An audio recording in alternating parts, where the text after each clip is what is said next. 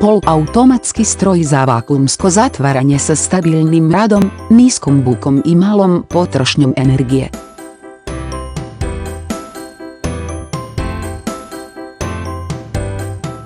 Lako se mijenja model ako postoji razlika u veličini staklenke ili boce.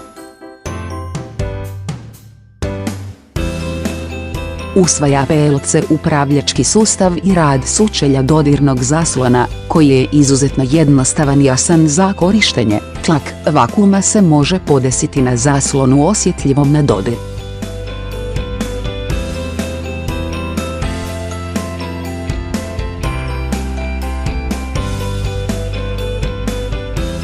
Izvrsna izvedba zatvaranja kako bi se osigurala kvalificirana stopa proizvoda. Stupanj vakuuma može doseći -0,08 pa.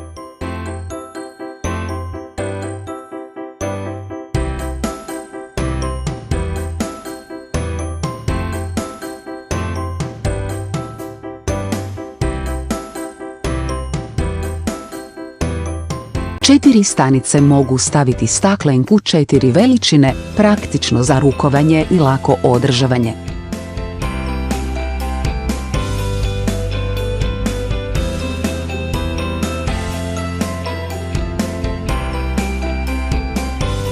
To je idealan stroj za produljenje roka trajanja proizvoda.